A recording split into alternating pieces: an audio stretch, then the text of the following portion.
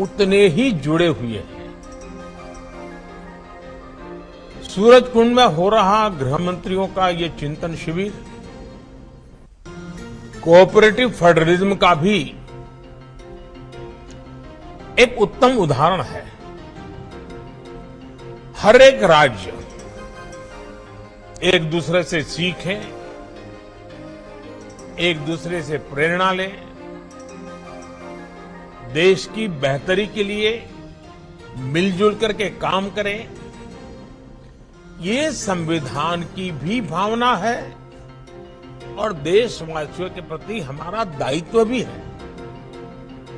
साथियों, आजादी का अमृत काल हमारे सामने है। आने वाले 25 साल देश में एक अमृत पीढ़ी के निर्माण के हैं। ये अमृत पीढ़ी पंच प्राणों के संकल्पों को धारण करके निर्मित होगी। विकसित भारत का निर्माण,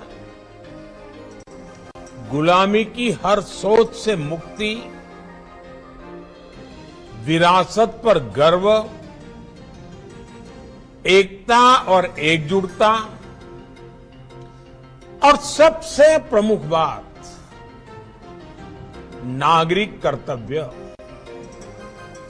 इन पंच प्राणों का महत्व आप सभी भली भांति जानते हैं, समझते हैं। ये एक विराट संकल्प है जिसको सिर्फ और सिर्फ सबका प्रयास से ही सिद्ध किया जा सकता है। तरीके अपने अपने हो सकते हैं, रास्ते, प्रायोरिटी अलग अलग हो सकती है, लेकिन ये पंच प्राण देश के हर राज्य में हमारी गवर्नेंस की प्रेरणा होनी चाहिए। जब ये सुशासन के मूल में होंगे तो भारत के सामर्थ्य का विराट विस्तार होगा। जब देश का सामर्थ्य बढ़ेगा तो देश के हर नागरिक, हर परिवार का सामर्थ्य बढ़ेगा। यही तो सुशासन है जिसका लाभ देश के हर राज्य को समाज की आखिरी पंक्ति में खड़े व्यक्ति तक पहुंचाना है। इसमें आप सभी की बहुत बड़ी भूमिका है। साथियों, यहां आप में से अधिकतर या तो राज्य को नेतृत्व दे रहे हैं या फिर सीधे सीधे कानून व्यवस्था की जिम्मेदारी निभा रहे हैं। कानून व्यवस्था का सीधा संबंध राज्य के विकास से है। इसलिए राज्यों में विकास के लिए अनुकूल वातावरण बनाने में आप सभी के निर्णय और नीतियां और आपकी रीति ये बहुत अहम है।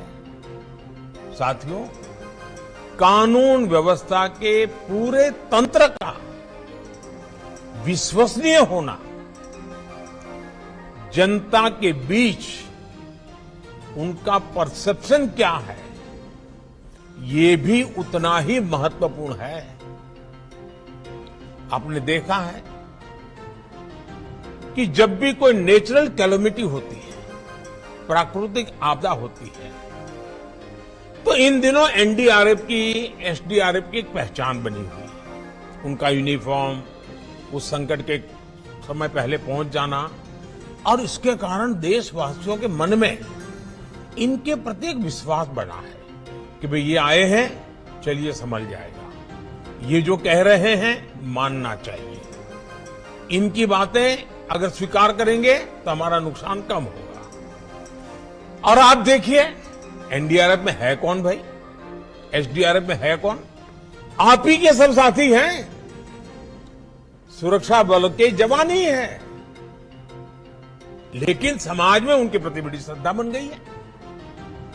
आपदा के समय में जैसे ही एनडीआरएफ, एसडीआरएफ की टीम पहुंचती है, वैसे ही लोगों को संतोष होने लगता है कि अब एक्सपर्ट टीम पहुंच गई है, अब से अपना काम कर लेंगे। साथियों, अपराध वाली किसी भी जगह पर जैसे ही पुलिस पहुंचती है, लोगों में ये भाव आता है कि सरकार पहुंच गई। कोरोना काल में भी हमने देखा है कि किस तरह पुलिस की साख बेहतर हुई थी। पुलिस के लोग जरूरतमंदों की मदद कर रहे थे, जरूरी संसाधन जुटा रहे थे, अपने जिंदगी को दांव पे लगा रहे थे, यानी कर्तव्य परायणता में कोई कमी नहीं है। जरूरत अच्छा परसेप्शन बनाए रखने की भी है। इसके लिए पुलिस बल को प्रेरित करना, उसके लिए प्लान करना, हर छोटी मोटी चीजों पर लगातार मार्गदर्शन करते रहना, कुछ गलत होता है तो रोकना, ये हमारी एक जीवंत प्रक्रिया होनी चाहिए, ऊपर से नीचे तक हर पल होनी चाहिए। साथियों, हमें एक बात और समझनी होगी। अब कानून व्यवस्था किसी एक राज्य के दायरे में सिमटी रहने वाली व्यवस्था नहीं रह गई है। अब अपराध इंटरस्टेट और इंटरनेशनल हो रहे हैं, यानी टेक्नोलॉजी की मदद से एक राज्य में बैठे अपराधी दूसरे राज्य में भयंकर अपराध करने की ताकत रखते हैं। देश की सीमा से बाहर बैठे अपराधी भी टेक्नोलॉजी का जमकर गलत इस्तेमाल कर रहे हैं। इसलिए हर राज्य की एजेंसियों का आपस में तालमेल, केंद्र और राज्य की एजेंसियों का आपस में तालमेल, ये बहुत जरूरी है। और इसीलिए आपको मालूम होगा, मैंने डीजीपी कॉन्फ्रेंस में कहा था कि 2 एडजॉइनिंग स्टेट होते हैं, उसके जो एडजॉइनिंग डिस्ट्रिक्ट होते हैं, उन्होंने पीरियोडिकली बैठ करके दोनों राज्यों के उन दोनों जिलों की समस्याओं का संकलन करना चाहिए, साथ मिलकर काम करना चाहिए, उसी में से ताकत बनेगी। कई बार केंद्रीय एजेंसियों को कई राज्यों में एक साथ जांच करनी पड़ती है, दूसरे देशों में भी जाना पड़ता है। इसलिए हर राज्य का दायित्व है कि चाहे राज्य की एजेंसी हो, चाहे केंद्र की एजेंसी हो, या संबंधित कहीं किसी और राज्य से संपर्क आता है, सभी एजेंसियों को एक दूसरे को पूरा सहयोग देना चाहिए। कोई बड़ा है, कोई छोटा है, किसका अधिकार है, उसी में कभी कभी तो हम देखते हैं एक आध एफआईआर रजिस्टर नहीं हुई। क्यों नहीं हुई? तो बोले ये तय नहीं हो रहा है कि वो जो जगह है वो इस थाने में पड़ती है, उस थाने में पड़ती है। ये जो चीजें हैं वो सिर्फ पुलिस थाने तक नहीं है, राज्यों के बीच भी हो जाती हैं, केंद्र और राज्य के बीच में हो जाती हैं, भारत और विदेश की व्यवस्थाओं के साथ हो जाती है। इसलिए हमारी एफिशिएंसी के लिए, हमारे आउटकम के लिए, सामान्य नागरिक को सुरक्षा देने के लिए हमारे बीच में तालमेल, संकलन, सहयोग बहुत अनिवार्य है। और इसके लिए जितना संकलन बढ़ेगा, आपके राज्य की भी ताकत बढ़ने वाली है। साथियों, साइबर क्राइम हो या फिर ड्रोन टेक्नोलॉजी का हथियारों और ड्रग्स तस्करी में उपयोग, इनके लिए हमें नई टेक्नोलॉजी पर काम करते रहना होगा। अब देखिए, हम 5G के युग में घुस गए हैं, तेजी से 5G पहुंचने वाला है। अब 5G के जितने लाभ है, इतनी ही जागरूकता भी जरूरी रहेगी। 5G से facial recognition technology, automatic number plate recognition technology, drone और सीसीटीवी जैसी टेक्नोलॉजी, परफॉर्मेंस में ये कई गुना सुधार होने वाला है। लेकिन हम जितनी तेजी से आगे बढ़ेंगे, जो क्राइम करने वाला वर्ल्ड है, उसका भी ग्लोबलाइजेशन हो चुका है, वो इंटरस्टेट हो चुका है, वो भी टेक्नोलॉजी में फॉरवर्ड हो चुके हैं। मतलब हमें उनसे 10 कदम आगे जाना होगा। हमें हमारी कानून व्यवस्था को भी स्मार्ट बनाना, इसके लिए बहुत ही आग्रह से काम करना पड़ेगा। साथियों, मेरा आग्रह ये भी है कि टेक्नोलॉजी को कृपा करके बजट के तराजू से न तोलें। और मेरा सभी आदरणीय मुख्यमंत्रियों से, सभी आदरणीय गृह मंत्री जियों से इस विषय में एक टीम बना करके दुनिया में क्रिमिनल वर्ल्ड किस टेक्नोलॉजी में आगे बढ़ रहा है, उपलब्ध टेक्नोलॉजी हमारे लोगों को कैसे सुरक्षा दे सकती है, इस पर गंभीरता से सोचना चाहिए। और इसमें जो बजट जाएगा वो बाकी सैकड़ों खर्चों को बचाने का कारण बन जाएगा। और इसलिए टेक्नोलॉजी का बेहतर इस्तेमाल पूरे पुलिस तंत्र को तो मजबूत करता ही करता है, सामान्य मानवीय को सुरक्षा देने का एक विश्वास नीचे तक हम पहुंचा पा सकते हैं। टेक्नोलॉजी क्राइम प्रिवेंशन में भी मदद करती है और क्राइम डिटेक्शन में भी, क्राइम इन्वेस्टिगेशन में भी बहुत काम आती है। आज देखिए कितने ही अपराधी सीसीटीवी की वजह से पकड़े जा रहे हैं। स्मार्ट सिटी अभियान के तहत शहरों में बनाए गए आधुनिक कमांड एंड कंट्रोल सिस्टम से भी बहुत मदद मिल रही है। साथियों, इस प्रकार की नई टेक्नोलॉजी के विकास के लिए केंद्र सरकार ने पुलिस टेक्नोलॉजी मिशन भी शुरू किया है। अनेक राज्य भी इसमें अपने स्तर पर काम कर रहे हैं। लेकिन ये अनुभव आ रहा है कि हमारे अलग अलग प्रयोग होने के कारण हमारी टेक्नोलॉजी एक दूसरे के साथ बात नहीं करती है और इसलिए हमारी एनर्जी वेस्ट होती है। वो जो भी मटेरियल है वो उस राज्य तक सीमित रहता है। हमें कॉमन प्लेटफॉर्म के विषय में बड़ा मन रख करके सोचना ही पड़ेगा। किसी एक के पास बहुत उत्तम चीज है तो ये मान करके न बैठे कि मेरे पास है, मैं तो किसी को दूंगा नहीं, मैं अपनी ताकत बनाए रखूंगा। एक समय आएगा, कितनी उत्तम टेक्नोलॉजी होगी और लोगों के सहयोग में नहीं होगी तो स्टैंड अलोन निकम्मी हो जाएगी। और इसलिए टेक्नोलॉजी में भारत के संदर्भ में सोचना, हमारी सभी best practices, best innovation common link वाले ही होने चाहिए, इंटर ऑपरेबल होने चाहिए, एक दूसरे के साथ लगातार सरलता से बात कर सके, ये व्यवस्थाएं अनिवार्य हैं। साथियों,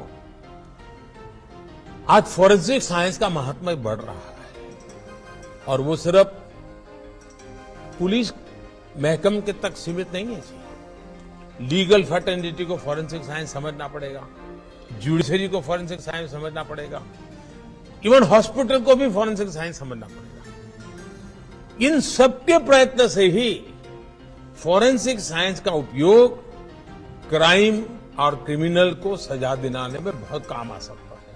अकेला पुलिस के पास फॉरेंसिक साइंस की कुछ व्यवस्थाएं इनफ नहीं होगा और इसलिए हर राज्य में हमें संकलित और संतुलित व्यवस्था, हर राज्य को गांधीनगर स्थित नेशनल फॉरेंसिक साइंस यूनिवर्सिटी की और उसकी क्षमता आज दुनिया के 60-70 देश फॉरेंसिक साइंस यूनिवर्सिटी का लाभ ले रहे हैं।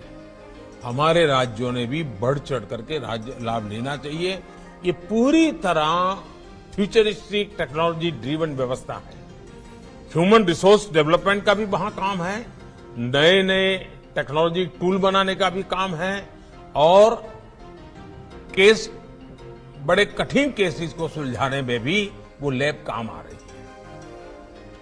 मैं समझता हूं कि इस व्यवस्था का उपयोग सभी राज्य सक्रियता से कैसे करें। साथियों, कानून व्यवस्था को बना रखना एक 24/7 वाला काम है, लेकिन किसी भी काम में यह भी आवश्यक है कि हम निरंतर प्रक्रियाओं में सुधार करते चले, उन्हें आधुनिक बनाते चले। बीते वर्षों में भारत सरकार के स्तर पर कानून व्यवस्था से जुड़े रिफॉर्म्स हुए हैं। उन्होंने पूरे देश में शांति का वातावरण बनाने में मदद की है। आप भी जानते हैं कि भारत की विविधता, भारत की विशालता की वजह से हमारे लॉ एनफोर्समेंट सिस्टम पर कितना दबाव होता है। इसलिए बहुत जरूरी है कि हमारा ये सिस्टम सही दिशा में ऊर्जा लगाए, वरना हमने देखा है कि कितने ही अनावश्यक केसों में छोटी छोटी गलतियों की जांच में ही पुलिस डिपार्टमेंट की ऊर्जा चली जाती है। इसलिए हमने व्यापार कारोबार से जुड़े अनेकों प्रावधानों को अब डीक्रिमिनलाइज कर दिया है, उन्हें अपराध की श्रेणी से बाहर निकाल दिया है। 1,500 से ज्यादा पुराने कानूनों को समाप्त करके भविष्य का बहुत बड़ा बोझ कम किया गया है। मैं तो राज्यों से भी आग्रह करता हूं, आप भी अपने यहां कानूनों को इवेल्युएट कीजिए। आजादी के पहले के जितने कानून हैं, इनको वर्तमान तारीखों के साथ बदलाव लाइए। हर कानून में क्रिमिनल एंगल और निर्दोष नागरिकों को परेशानी, वो वक्त से चला गया है।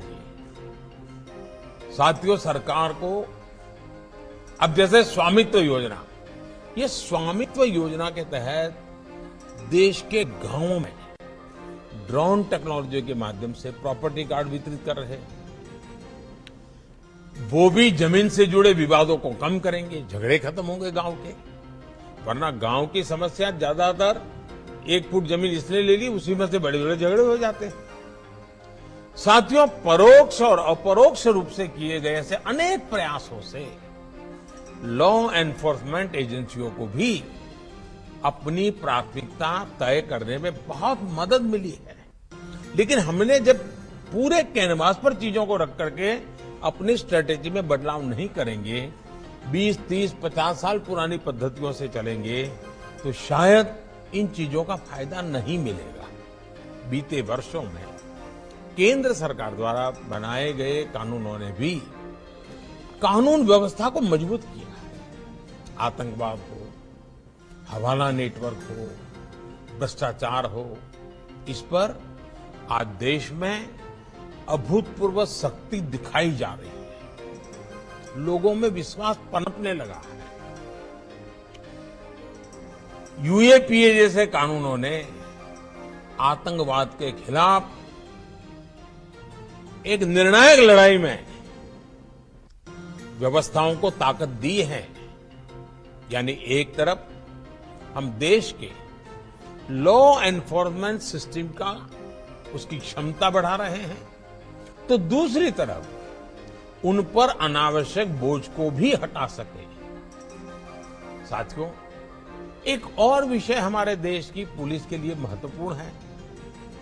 जैसे आज देश में 1 नेशन 1 राशन कार्ड की व्यवस्था बनी है, 1 नेशन 1 मोबिलिटी कार्ड की व्यवस्था हो रही है, 1 नेशन 1 ग्रिड बना है, 1 नेशन 1 साइन लैंग्वेज बनी है।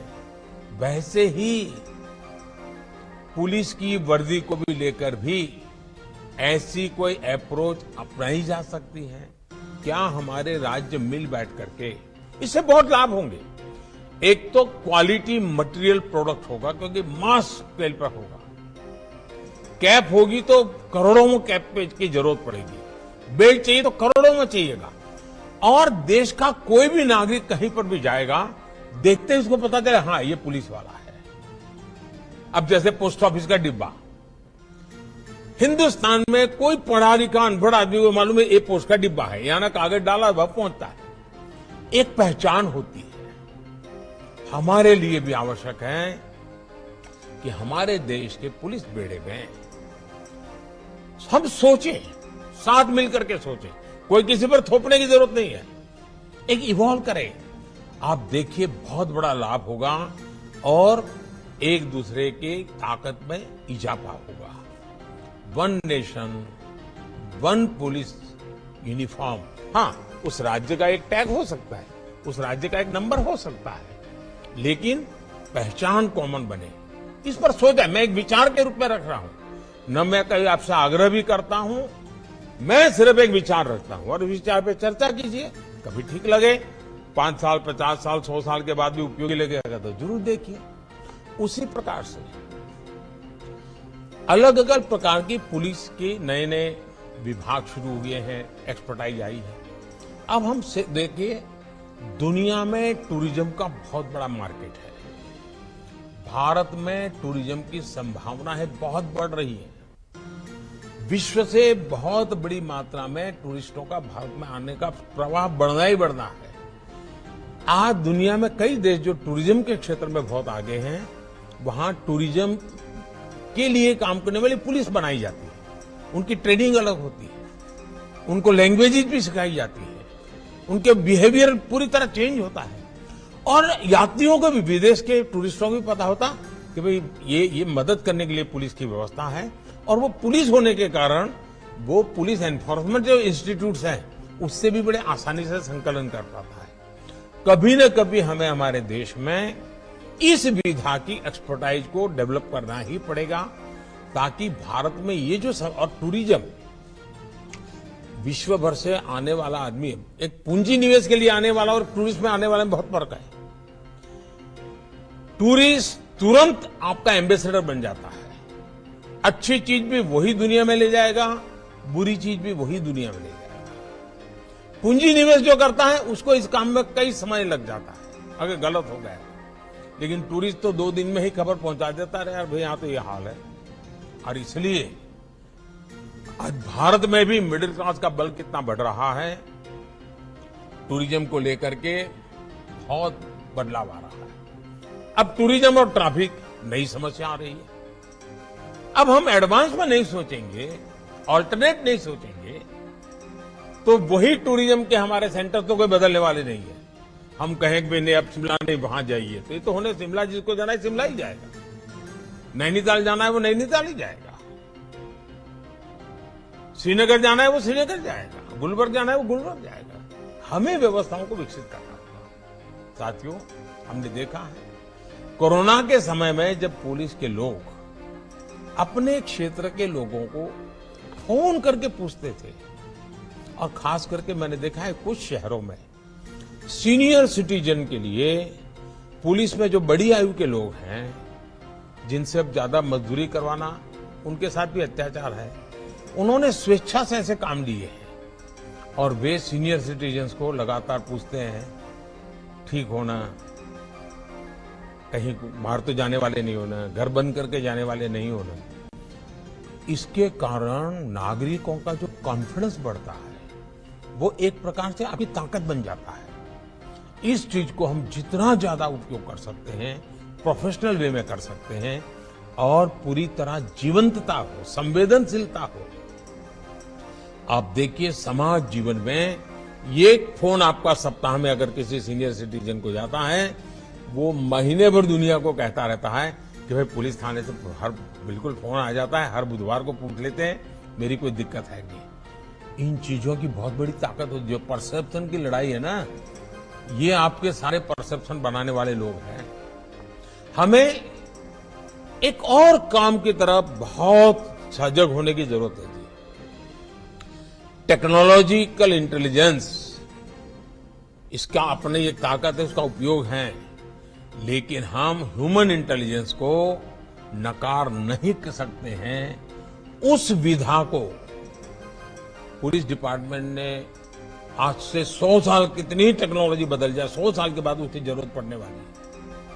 उस इंस्टीट्यूट को जितनी ताकतवर बना सकते हैं बनाइए। उसमें जो सामर्थ्य है, उसकी जो नजरें हैं, वो उसकी जो बातचीत में से जो पकड़ के ले आता है, ये आपकी बहुत बड़ी ताकत होती है। और अगर दोनों क्षेत्रों में ताकत है, फिर तो आप चीजों को बहुत आसानी से कल्पना कर सकते हो। ये संभावना है, 10 दिन के बाद ये संभावना दिखती है, ये चल रहा है, चलो हम देखते हैं, यहां कुछ लोग आते हैं जाते हैं, कुछ हो रहा है, तुरंत पता चलेगा। और मैं समझता हूं इसके कारण हमारी व्यवस्थाएं बहुत चुस्त हो जाएगी, जो 50 बार क्राइम करने वालों को सोचने के लिए मजबूर करेंगे।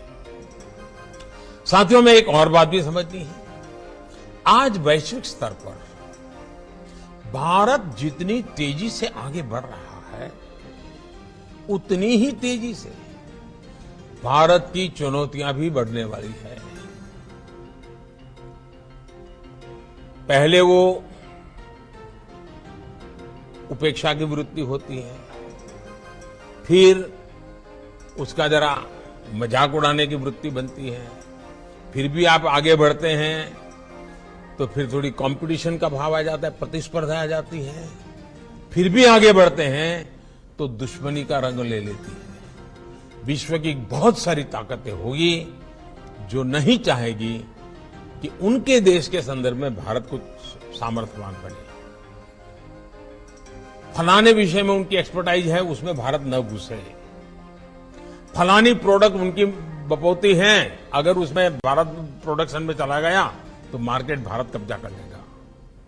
भारत बहुत बड़ा बाजार है, भारत खुद बनाने लग जाएगा तो फिर तो हमारा माल कहां जाएगा।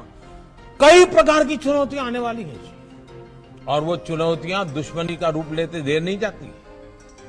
और इसलिए हमें हमारे इन सारी चैलेंजेस को हमें समझना है। और ये सहज है, किसी को हमसे कोई हमारा बुरा करना है नहीं, मनुष्य का स्वभाव है। आपके यहां भी 2 अफसर होंगे तो लगता है कि हाँ यार ये आगे चलकर इसकी को प्रमोशन हो जाएगा, मैं तो रह जाऊंगा, तो फिर उनका 10 साल पहले ही तू शुरू हो जाता है। वैसा हर जगह पे होता है भाई। और इसलिए मैं कहता हूं कि हम थोड़ा दूर का सोच करके हमारे सामर्थ्य को, प्रोटेक्टेड एनवायरनमेंट, प्रॉपर मैसेजिंग, इसके लिए आवश्यक बारीकियों को, जो पहले की लॉ एंड ऑर्डर और आज की चुनौतियों में बहुत बड़ा फर्क आने वाला है। पहले का तो बरकरार रखना ही पड़ेगा, नए को लिए भी हमने अपने आप को तैयार करना पड़ेगा। हमें देश के विरोध में जो ताकतें खड़ी हो रही है, जिस प्रकार हर चीज का उपयोग किया जा रहा है, सामान्य नागरिक की सुरक्षा के लिए, लॉ अबाइडिंग सिटीज के अधिकारों के लिए, ऐसी किसी भी नकारात्मक शक्तियों के खिलाफ कठोर से कठोर बर्ताव ही हमारी जिम्मेवारी है। कोई उदारता नहीं चल सकती, क्योंकि आखिरकार जो लॉ अबाइडिंग सिटीजन है, जो कानून को मानने वाला व्यक्ति है, वो कहां जाएगा भाई। हमारा काम है, और ऐसे 99% सिटीजन वही होते हैं जी, 1% का ही प्रॉब्लम होता है। हमें उन 99 को विश्वास दिलाने के लिए उन 1% के प्रति जरा भी उदारता बरतने की जरूरत नहीं है। साथियों, सोशल मीडिया की शक्ति को हमें काम करके क्या हो रहा है इतने मात्र से उसको आंकना नहीं चाहिए। एक छोटी सी फेक न्यूज पूरे देश में बड़ा बवाल खड़ा कर सकती है। हमें मालूम है आरक्षण की ऐसी अफवाह फैल गई, फेक न्यूज चल दिया, क्या कुछ नुकसान झेलना पड़ा था देश को। 6-8 घंटे के बाद जब पता चला तो सब शांत हो गए, लेकिन तब तक तो नुकसान बहुत हो चुका था। और इसलिए लोगों को हमें एजुकेट करते रहना पड़ेगा कि कोई भी चीज आती है उसको फॉरवर्ड करने से पहले 10 बार सोचो भाई। कोई भी चीज आती है उसको मानने से पहले जरा वेरीफाई करो। और सारे प्लेटफॉर्म पर वेरिफिकेशन की व्यवस्था होती है। आपको 1-2-10 जगह पे चक्कर लगाओगे तो कुछ न कुछ नई वर्जन मिल जाएगा। ये हमें लोगों को एजुकेट करना होगा। हमें ऐसी फेक वर्ल्ड से ड्रिवन सोसाइटी, उसी से डरी हुई सोसाइटी, उससे ड्राइव होने वाली सोसाइटी, इसके बीच में एक बहुत बड़ी शक्ति हमें खड़ी करनी होगी, टेक्नोलॉजिकल शक्ति खड़ी करनी होगी। साथियों, सिविल डिफेंस की आवश्यकता है। और जैसे अभी अमित भाई बता रहे थे, भाई कुछ चीजें हैं जिस पर हमारा ध्यान अभी हट रहा है। अमित भाई ने सही चीजों को पकड़ा है।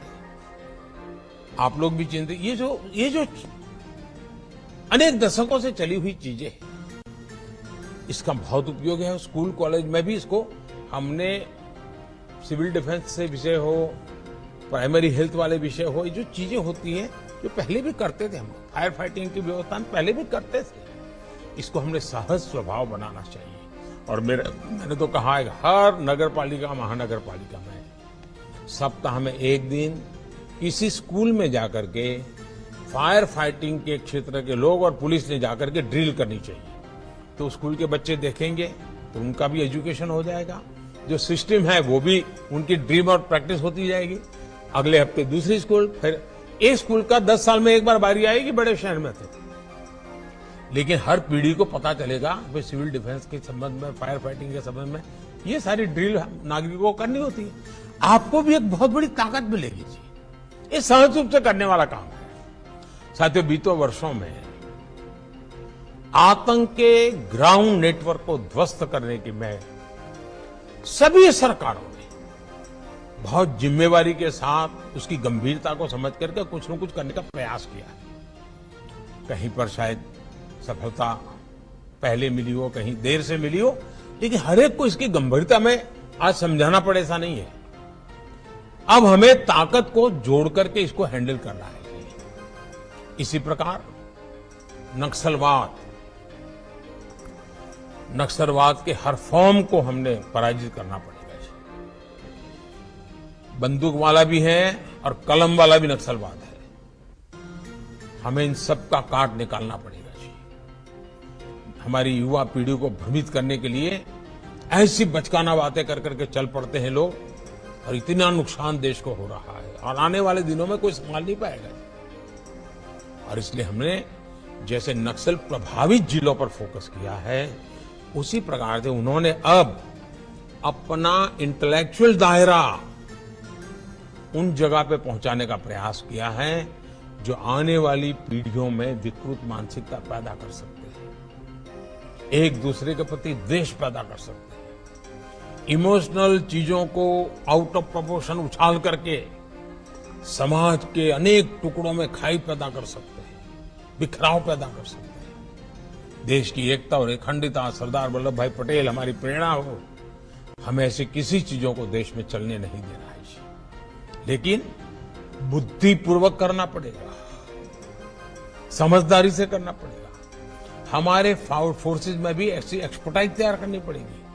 किसी राज्य में कोई घटना घटी है तो हमारे टॉप एक्सपर्ट को वहां स्टडी के लिए भेजना चाहिए। जरा जाओ 3 दिन वहां रह के आओ, वहां पर हुआ है तो उन्होंने कैसे हैंडल किया था, मामला कैसे पनपा था, उससे हम सीखते हैं। सीखने के लिए हमने लगातार कोशिश करनी चाहिए। और जो इस प्रकार की दुनिया वाले लोग हैं, वो उनको अंतर्राष्ट्रीय स्तर पर से भी बहुत मदद मिल जाती है और वो इसमें चतुर होते हैं। और उनका चेहरा मोहरा इतना बड़ा सात्विक दिखता है, इतना बड़ा संविधान और कानून की भाषा में ही बोलते हैं, प्रवृत्ति कुछ और करते हैं। इन सारी चीजों को दूध का दूध और पानी का पानी ये समझने की ताकत हमारे सिक्योरिटी सामर्थ्य में होनी चाहिए जी।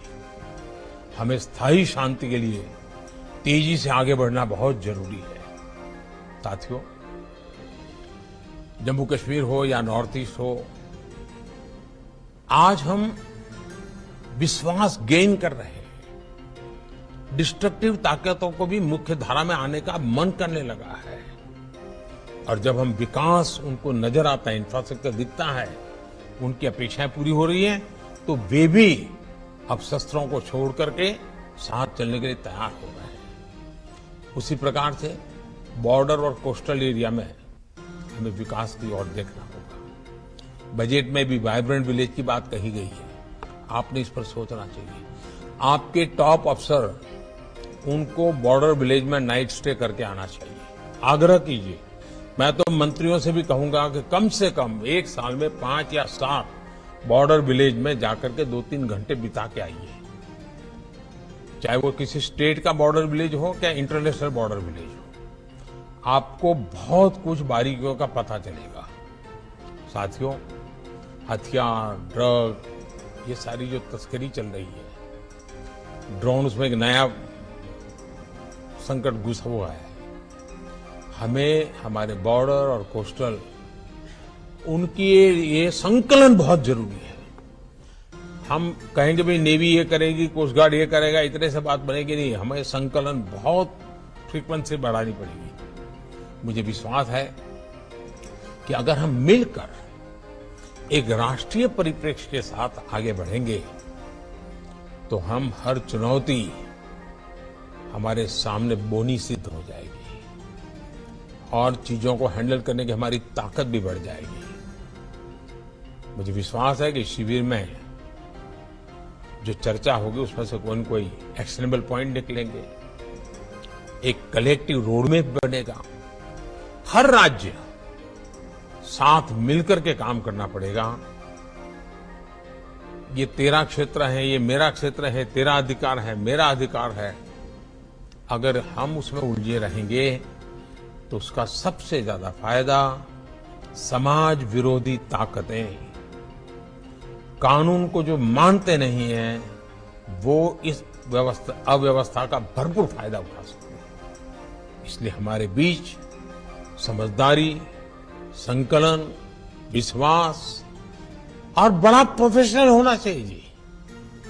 और ये जिम्मेवारी हमारे कैडर्स की है, बहुत बड़ी जिम्मेवारी है। अगर मुझे विश्वास है हम साथ मिलकर के करेंगे तो हम जो चाहते हैं वैसा परिणाम प्राप्त कर सकेंगे।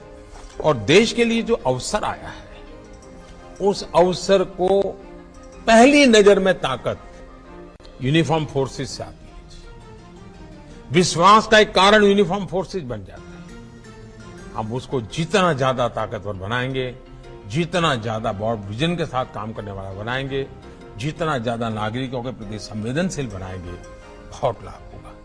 कुछ सुझाव मैंने डीजीपी कॉन्फ्रेंसिस में कही है। मैं सभी मुख्यमंत्री और गृह मंत्री से आग्रह करूंगा कि डीजीपी कॉन्फ्रेंस एक बहुत ही अच्छी इंस्टीट्यूशन के रूप में विकसित हुई है।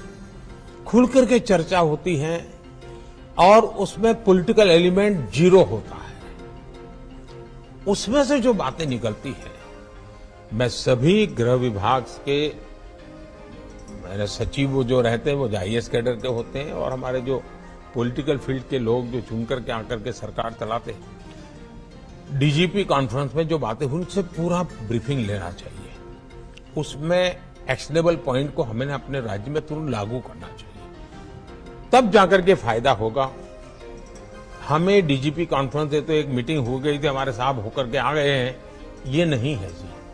ये एक देश की सिक्योरिटी को लेकर के काम करने। अब जैसे एक सुझाव आया था कि भाई हमारे पुलिस के लिए रहने के घर, अब मैंने एक सुझाव दिया था कि खास करके बड़े शहरों में जो पुलिस थाने हैं या पुलिस स्टेशन है, आप जरा सोचिए कि उसमें से कुछ मल्टी स्टोरीड बन सकता है क्या?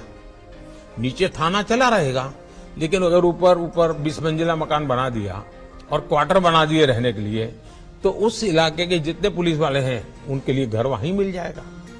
ट्रांसफर हो जाएगी तो वो खाली करके चला जाएगा, तो जो आएगा उसको वही मकान मिल जाएगा। तो पुलिस को आज शहर के बाहर 25 किलोमीटर दूर घर मिलता है, उसको आने जाने में 2-2 घंटे लगते हैं। हम जमीन का भी ज्यादा उस राज्य से बात कर सकते हैं, उस कॉर्पोरेशन से बात कर सकते हैं, जरा उसको हाई राइज के लिए भी फायदा हुआ। और ऊपर भी हम सिक्योरिटी के लिए व्यवस्थाएं ऑर्गेनाइज कर सकते हैं, हम चीजों को देखने के लिए व्यवस्था ऑर्गेनाइज कर सकते हैं। यानी स्टैंड एलोन एक छोटा पुलिस थाना है, उसके बजाय आधुनिक पुलिस थाना भी बन जाएगा और उसी के ऊपर 20-25 मंजिला मकान बनकर के रहने के लिए घरों की व्यवस्था हो जाएगी।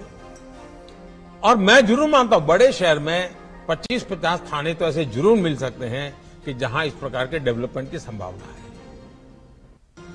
बहुत। क्योंकि बड़े शहरों में 20 किलोमीटर 25 किलोमीटर बाहर जाना पड़ रहा है पुलिस के क्वार्टर बनाने के लिए।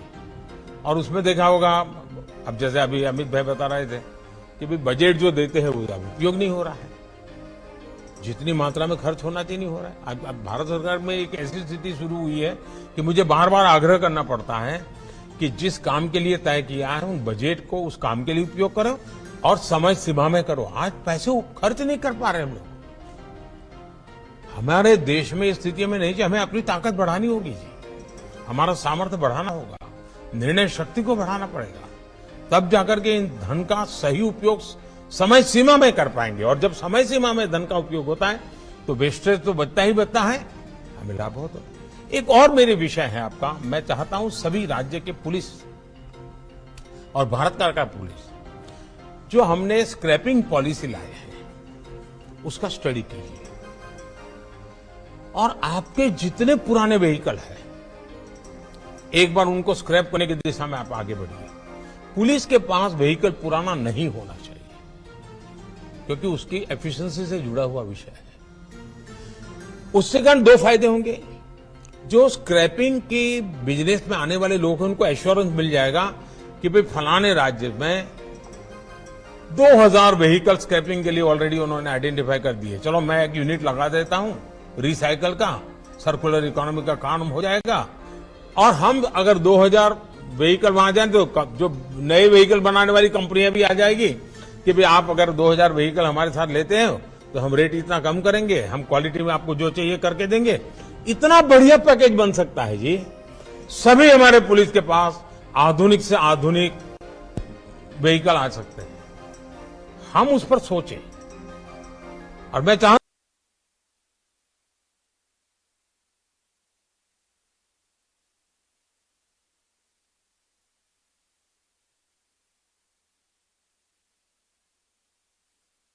हूं मिनिस्टर खुद बुलाएं, ये बहुत जरूरी है जी। भारत सरकार के भिन्न भिन्न यूनिट भी अपने पुराने सारे कूड़ा कचरा निकाल देते हैं और नए, तो हमारी एनवायरमेंट एफिशिएंसी सब में फर्क आएगा। तो ऐसी छोटी छोटी चीजों पर भी अगर आप कुछ निर्णय करके निकलेंगे और उसको समय सीमा में लागू करेंगे, आप देखिए आप लोगों को तो सुरक्षा देंगे, आप देश के विकास में भी बहुत बड़े भागीदार बन जाएंगे। और मुझे पूरा विश्वास है कि जिस गंभीरता से इस मीटिंग को आप लोगों ने लिया है और विशेष करके इतनी बड़ी संख्या में मुख्यमंत्रियों का आकर के इस मीटिंग में बैठना, सचमुच में तो जब मैंने आपको देखा हो तो मेरा मन करता है मुझे वहां आपके बीच में होना चाहिए था, लेकिन पहले से कुछ कार्यक्रमों का इतना प्रेशर रहा है कि मैं नहीं आ पाया। लेकिन जब इतने सारे माननीय मुख्यमंत्री जी आते हो तो एक प्रधानमंत्री का स्वाभाविक मन कर जाता है कि जरा आपके बीच बैठूं, मैं भी आपके साथ चाय पान करते करते काफी बातें करूं, लेकिन मैं नहीं कर पाया। इस बार गृह मंत्री जी आपके साथ बात कर रहे हैं, वो जो भी विषय आप चर्चा करेंगे मुझ तक जरूर पहुंचेगा और मेरे हिस्से में जो जिम्मेवारी होगी, मैं सभी मुख्यमंत्रियों को, सभी गृह मंत्रियों को विश्वास दिलाता हूं कि आपकी आशा अपेक्षा पर खरा उतरने के लिए भारत सरकार भी उतना ही प्रयास करेगी। मेरा आप सबको बहुत बहुत धन्यवाद।